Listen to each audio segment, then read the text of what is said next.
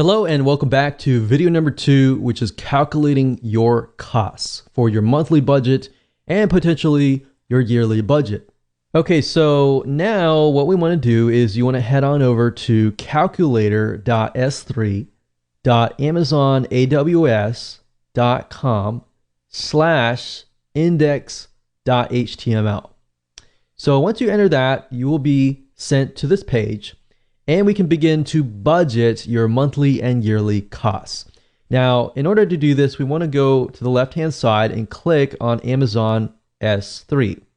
Now, it's going to ask you to choose your region. What the region is basically you're going to have the option when you create your buckets to specify a region.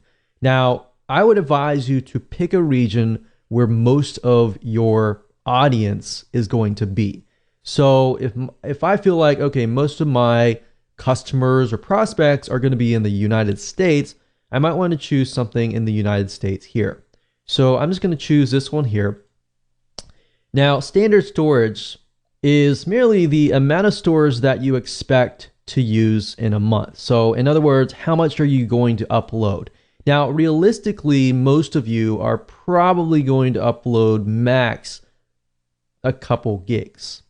Now, for those of you who are heavy users, you might say a max of 100 gigabytes. Now, imagine this. Your web hosting company, most of them, in order to upload like 100 gigs, you're at least paying $50 to $100 per month. Now, look at this. If I scroll up here, you can see it automatically shows you your estimated monthly bill. You only have to pay $2. So imagine the possibilities. Now let's talk about bandwidth, which is basically if you upload 100 gigabytes of video files, audio files, really large files, and people are actually watching these videos, listening to these audio files. Basically, if you have a file or a video file that's, let's say, for example, 20 megabytes. If it's 20 megabytes, then you send, let's say, 100 visitors who those 100 people watch that one video, then it's 100 times 20, which is 2,000, which is 2,000 megabytes, which is basically 2 gigs. So in this case, I just want to show you this. We have data transfer out, data transfer in. So these two are the ones that you will primarily be looking at. So let's try to max it out. Let's say, for example, that we have 500 gigs per month data transfer out and 500 gigs in. How much is that going to cost me? $55 per month, which is not a lot of money compared to web hosting companies that usually promise you unlimited plans, and realistically, there is no unlimited plan. So let's max it out and let's just say 500 gigs out and 500 gigs in.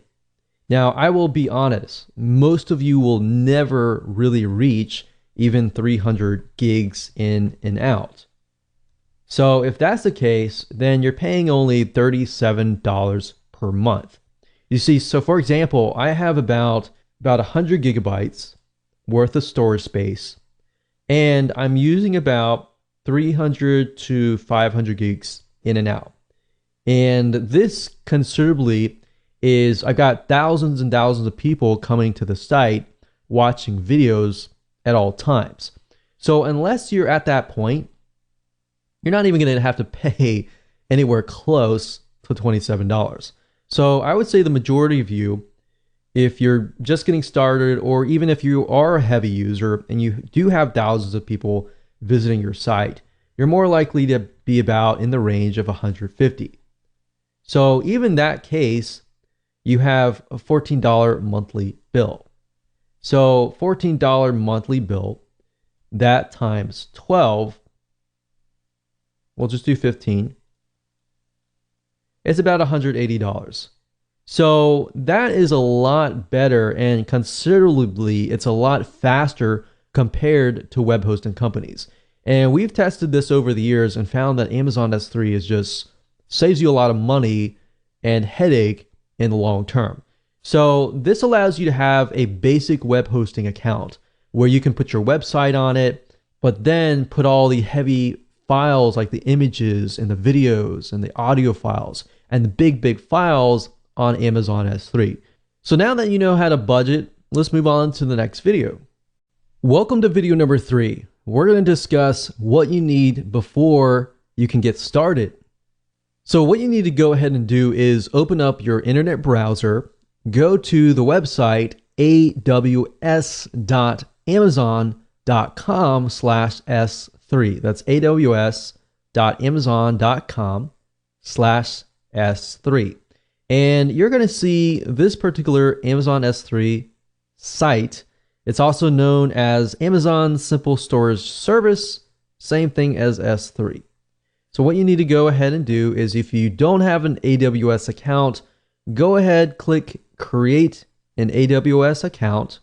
And then next, you need to log into your account. And if you go to the billing dashboard right here, you go down to payment methods. What you need to do is you need to add a credit card for this to work. So go ahead and do that now. And in the next video, we'll discuss different recommended softwares that you can use.